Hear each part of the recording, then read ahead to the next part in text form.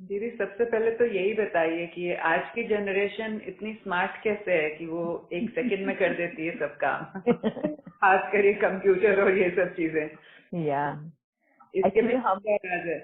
Actually हम भी कर सकते हैं ये सब। पता है भावना बहन, अगर हम इंटरेस्ट ले तो ये सब हम भी कर सकते हैं।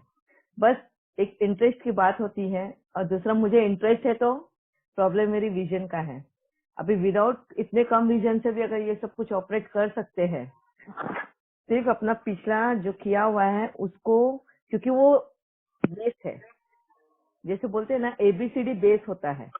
जिसको एबीसीडी आ गया वो कुछ भी पढ़ सकता है ना। तो वैसे ही हमारा ये जो बेस हमें पता है क्या है, बस नया जो इनपुट होता है उसको लॉजिकली अप्लाई करना होता है। मेरी प्रॉब्लम ये है कि मुझे दिखता नहीं मैंने कौन सा बटन दबा दिया है, क्या वापिस और उसको कंफ्यूजन करूं और जंबल करूं, अपने एक्सपेरिमेंट करूं तो टाइम वेस्ट हो जाता है। यही वजह है इसके लिए। दीदी अगर सबके साथ है, ये तो आपका तो विजन नहीं है, लेकिन इवन जनरली भी देखा गया है कि पेरेंट्स इन कामों के लिए बच्चों के ऊपर थोड़ा मतलब बच्चे ज्यादा स्मार्ट हैं, ये generation is smarter. Yeah, actually, if you remember, in our childhood, even our parents used to say like that. I do remember my parents, my mom, my dad, when that time the calculators had come. हाँ? उस वक्त में calculators और ये सारे हमारे college में allow करते थे, मतलब यूज करने को आफ्टर 8th स्टैंडर्ड और ये सब। तो हमारे हाथ जो फटाफट कैलकुलेटर पे चलते थे, तो वो देख के my dad use to get ना सरप्राइज दैट टाइम। तो इतना फास्ट कैलकुलेशन कैसे करती है, हमको तो वो 1 2 ढूंढने को ही टाइम लग जाता है। So this was his this.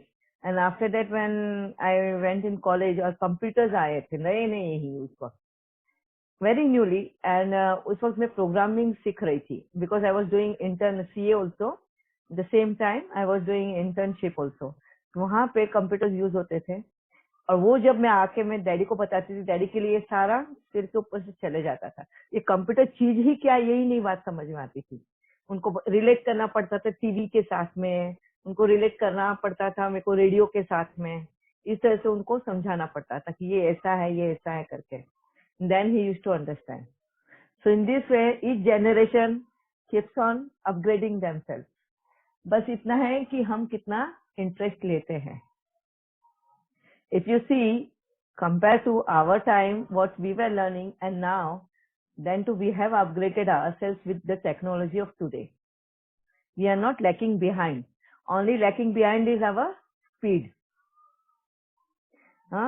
time of understanding. उनको देखते ही पता चलेगा और हमें उस समझने को थोड़ा वक्त लगेगा because of practice and nothing else.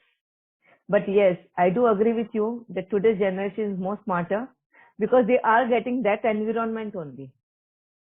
वो उसी एनवायरमेंट में बढ़ रहे हैं, पनप रहे हैं, बाहर अंदर सब जगह पे सेम बातें होती रहती है, इसलिए। Thank you. But never make ourselves feel that we are lesser than them. Why? Because we have that knowledge also, and we have present knowledge also, what knowledge they have. So we are more brighter than them, actually. Because after all, they have to come to us to ask certain questions, which is connected with the past. ऐसे ही actually आज के इसका ये है नहीं, मगर मैं वो टॉपिक लू के नहीं। अभी अभी हम वो टाइम ट्रेवल का ही देख रहे थे कुछ तो भी। तो मेरा बेटा ने जिद किया था कि मम्मी तू टाइम ट्रेवल देख करके। देन आई आस्क्ड बाबा and he also give me the permission to watch that. When I was watching that time travel की कोई सीरीज आई है तो वो देखते ही जैसे अभी फिनिश हुई और बाबा ने मुझे एकदम क्लैरिटी दे दी कि आज जो इस वर्ल्ड में इतना कंफ्यूजन चल रहा है, हर चीज में कंफ्यूजन, रिलेशन को समझने में कंफ्यूजन, एक दूसरे को समझने में कंफ्यूजन, है ना। कोई किसी के बारे में समझ नहीं पा रहा है, किसके मतलब it is not, everything is uncertain. कोई भी कुछ भी हम प्रेडिक्ट कर ही नहीं सकते किसी के भी बारे में। तो ये जो सब कुछ हो रहा है, तो बाबा ने with in fluke of second made me clear everything कि व्हाई दिस इज हैपनिंग। हाँ, जैसे बाबा ने मेरे को एक स्टोरी जो पास्ट की एक मैंने रीड की थी, उसको रिलेट करके और अभी के इसमें रिलेट करके मेरे को एक बताया कि एक डेमन था, राक्षस था, जिसने बहुत शिद्दत से पूजा की रहती है, और मतलब शिव को, शंकर को, उस स्टोरी में तो ऐसे बताया कि शंकर को उसने प्रसन्न किया रहता है, बहुत खुश कर देते। तो शंकर आके उसको आशीर्वाद देना चाहते कि वर मांग, तुझे क्या चाहिए। तो वो बोलते मुझे ऐसा अमर भव का वरदान दो कि मैं किसी के भी हाथों मरू नहीं, इस तरीके का वरदान। तो वो ऐसे बोलते कि मैं ऐसे तो नहीं दे सकता हूँ तुझे वरदान, तुझे अमर भव का वरदान नहीं दे सकता कि मैं तो किसी भी हाथ, किसी से भी मर नहीं सकता, मैं हाँ तेरी मौत तो जरूर है, मगर तू जिसके भी सिर पे हाथ रखेगा ना, वो इंसान जरूर चले जाएगा ऐसे, और तू सबसे ज्यादा ताकतवर है उसमें, इस तरीके का उसको वरदान मिला है। तो वो क्या करता है, बहुत खुश हो जाता है। और मनुष्य वैसे भी बहुत कन्निंग, श्रूड एंड चालाक बताया है ना, और अपना शंकर तो भोला भगवान है। तो उस राक्षस ने क्या किया, वो शंकर के ही पीछे लग गया उसके सिर पे हाथ रखने के लिए। क्यों?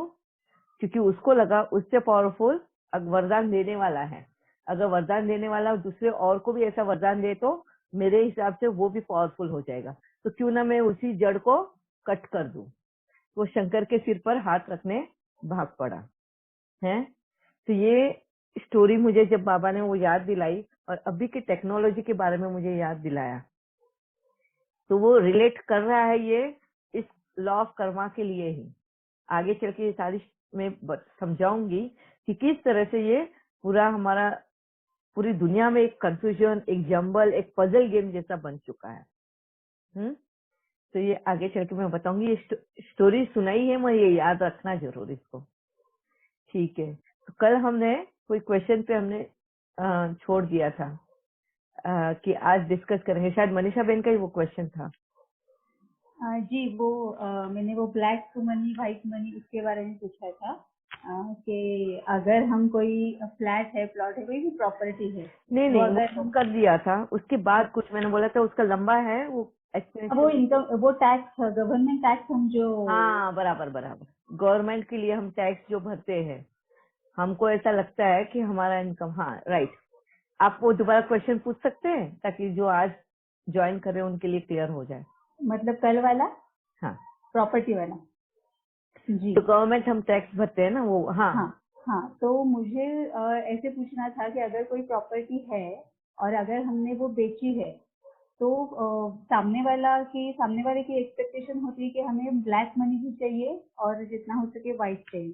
तो अगर वो हम बेच रहे हैं और वो 3-4 जन मिल के बेच रहे हैं, तो एक कोई ऐसे ये नहीं कर सकता, एग्रेसिवली ये नहीं बोल सकता कि मैं ब्लैक को ही लूंगा ही नहीं। वो फिर सबके साथ चलने के लिए वो मान लेना पड़ता है। तो इसमें मुझे ऐसे पूछना था कि उसमें अगर जो ब्लैक मनी आई है, अब वो तो आ चुकी है, तो उसमें उसका क्या करना, मतलब उसका वो कर्मा अगर वो सेटल करना है या फिर जो भी उसकी निगेटिविटी है वो अगर ये करनी है, तो वो लॉ ऑफ कर्मा के व्यू में किस तरह से वो इफेक्ट होगा। हम्म, एक्चुअली ब्लैक मनी हम किसको कहते हैं, जो पेपर्स में, जो दुनिया के सामने दिखाई नहीं गई है, चोरी का पैसा, इन शॉर्ट उसको चोरी का पैसा बोलते हैं, इसके लिए उसको ब्लैक मनी बोलते हैं। ठीक है, अगर हमने चोरी का पैसा लिया है तो हम भी कहीं ना कहीं उसके भाग्य की शेयरिंग में आ गए हैं, हाँ, हिस्सा बन चुके हैं। तो जो कर्मास के थ्रू उसने जिस तरीके से पैसा कमाया होगा वो, और वो कर्म जो कर आया है, कहीं ना कहीं जब वो भोगेगा उसकी आस हमें भी लगनी है। ठीक है, क्यों? क्योंकि कहीं ना कहीं हमने भी उसका लिया है ना वो पैसा, तो सुख का अनुभव तो अभी ले रहे हैं, तो दर्द का भी अनुभव करना पड़ेगा। ये लॉ ऑफ कर्मा बोलता है। अच्छा, हम ब्लैक मनी के लिए क्यों भागते हैं पीछे, क्यों जो पैसा छुपाना चाहते हैं, हमारा जो इनकम है, क्यों ट्रांसपेरेंट नहीं रहते हैं हम? क्योंकि कहीं ना कहीं हमें ऐसा लगता है, ये लालच और मोह की वजह से होता है, एक ग्रीड है ना, कि ये मेरा कमाया हुआ पैसा है, मैं क्यों गवर्नमेंट को दूं? मेहनत हम करें और पैसा गवर्नमेंट लेकर जाए। ये टैक्स इतना 33% टैक्स है ना, किधर कितना, सब जगह पे अलग अलग टाइप के टैक्स है, मगर इतना हमारी इनकम गवर्नमेंट को हम दे रहे हैं और गवर्नमेंट इस तरीके से दिखते हैं, है ना। और यही वजह बन जाता है, आवाज आ रही है ना मेरी, और यही वजह बन जाता है हमें मतलबी बनाने का। हम कहीं ना कहीं किसी तरह से पैसे को चुराने की कोशिश करते हैं। हाँ, वो पे नहीं करना चाहते हैं गवर्नमेंट को, जो गवर्नमेंट का राइट है। एक्चुअली रूल बना हुआ है, ये लॉ बना हुआ है इस कंट्री का, और उस रूल्स एंड लॉज के हिसाब से अकॉर्डिंगली हमको चलना चाहिए, मगर हम चलते नहीं हैं। वहां पे हम लोग गफलत करते हैं, हाँ, ठगी करते हैं, इसको बोलते हैं ठगी करना। अच्छा, ये किस तरह से हमारे लॉ ऑफ कर्मा में बैठता है?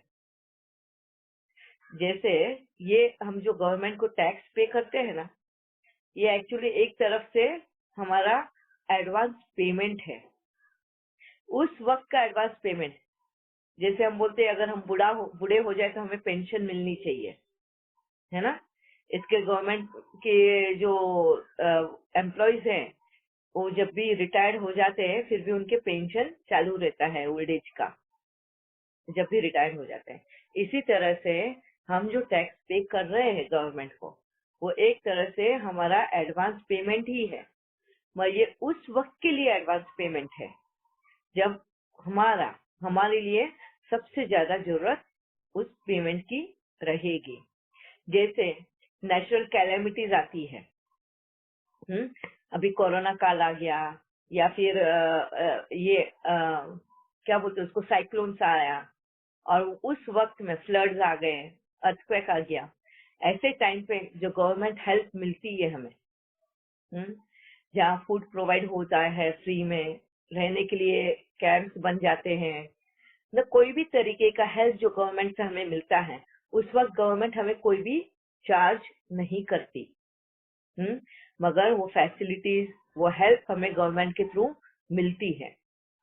मगर ऐसे में भी बहुत से लोगों को मिलती है और बहुत से लोगों को नहीं मिलती।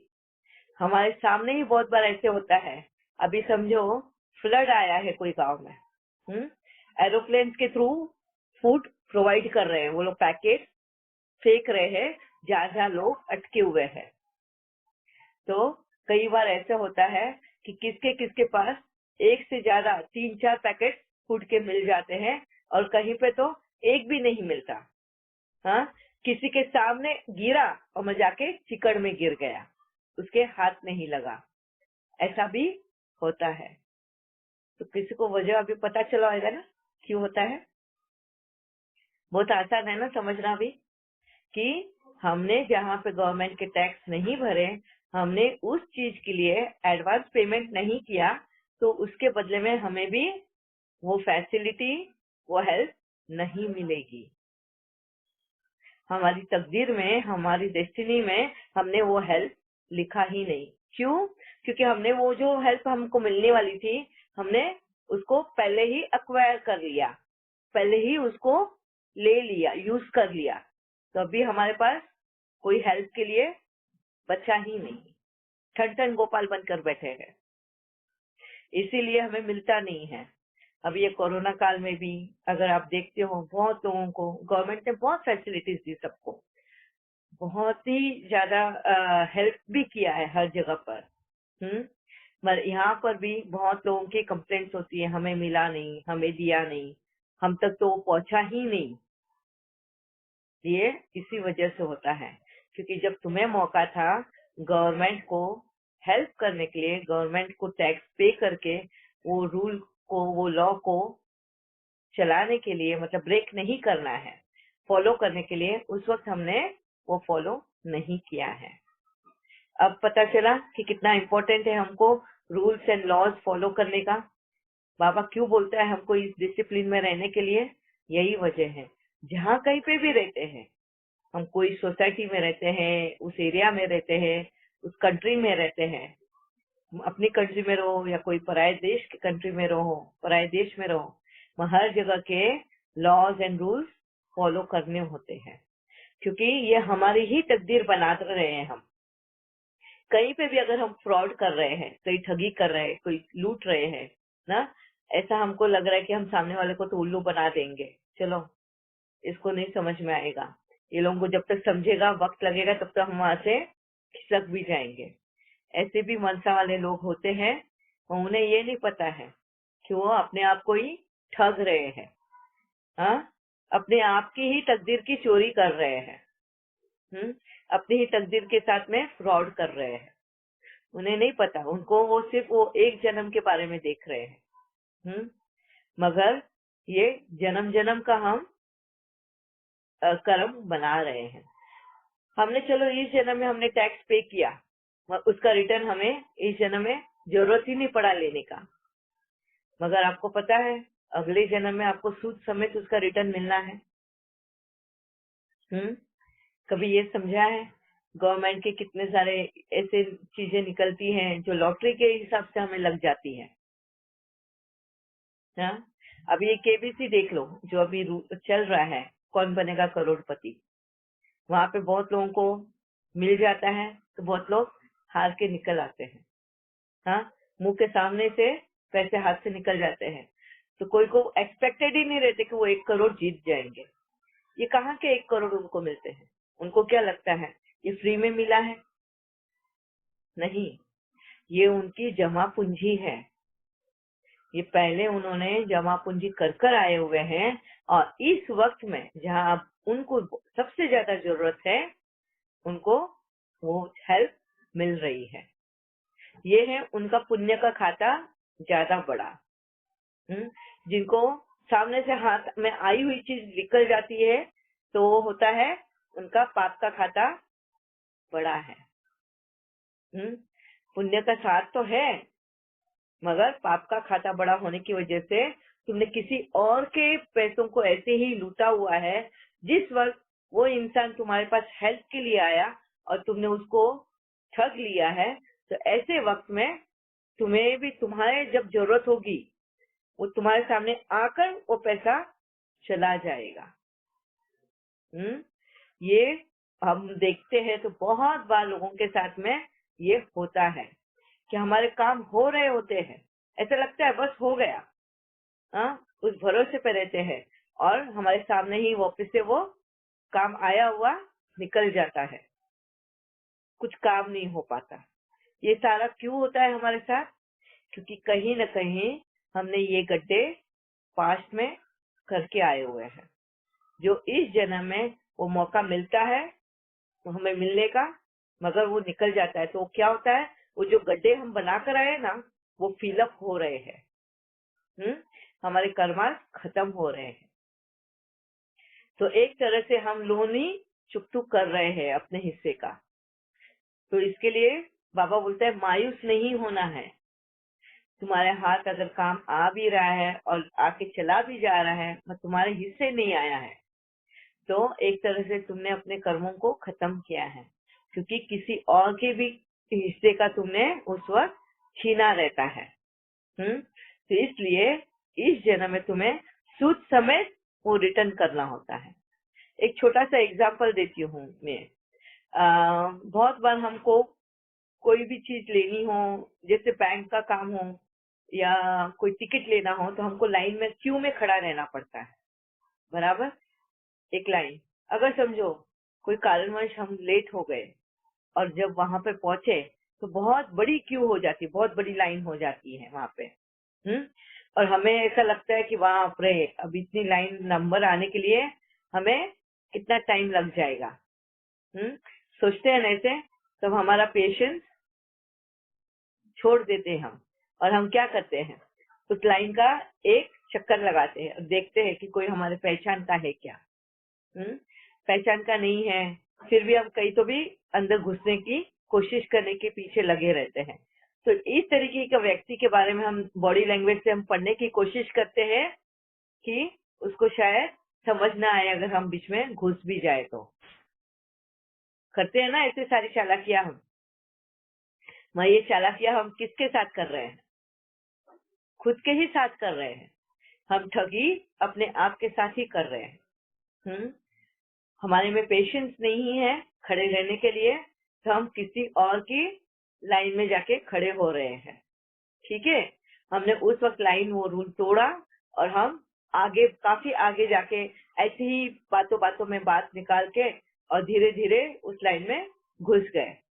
उस वक्त तो तुम्हारे पास वक्त भी था, तुम्हारे पास ताकत भी थी, तुम यंग थे और तुम खड़े हो सकते थे, उतनी ताकत तुम्हारे में थी, बट तुम्हारे में पेशेंस नहीं था और इसके लिए तुमने ये रूल ब्रेक किया हुआ है।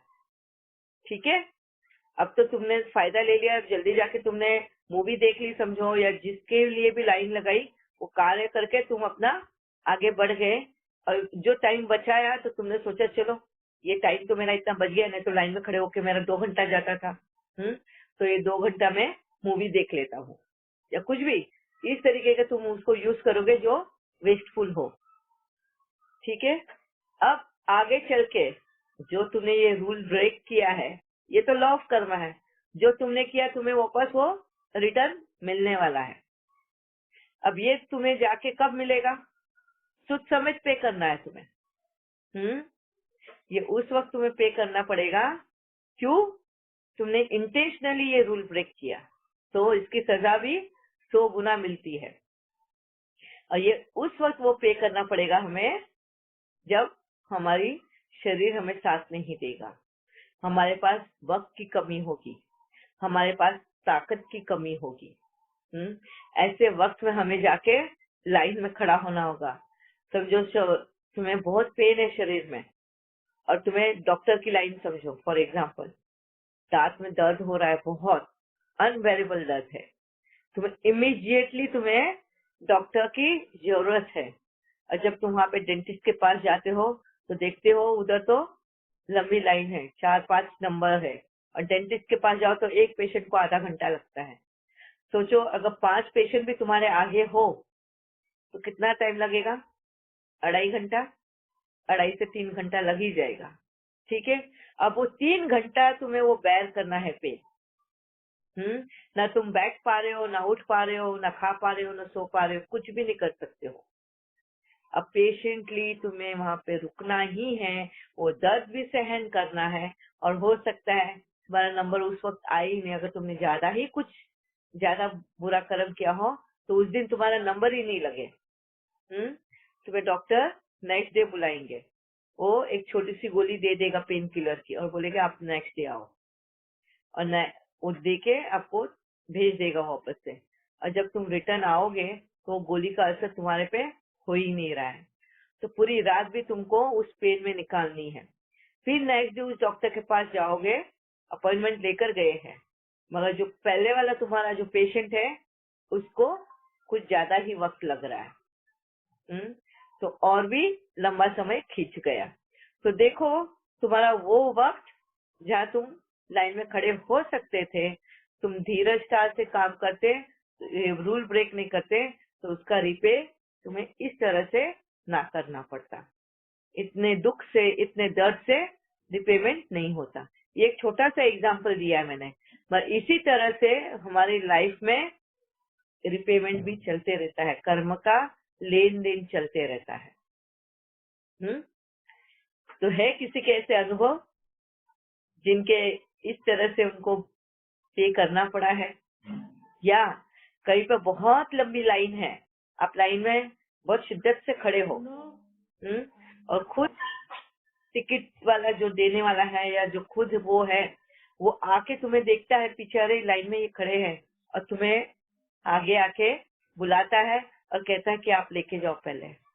ऐसे हुए हैं दीदी? ऐसा तो खैर कम ही हुआ है, मैं क्या पर दीदी छोटी मोटी गलतियां तो कॉलेज टाइम पे हम सभी ने की होगी शायद, कि फ्रेंड्स जाती थी कहीं लाइन लगी है तो कैसे करके आगे निकल गए। बट दीदी अब जब क्या होता है, अब हम कहीं जाते हैं तो इतना देख के वापस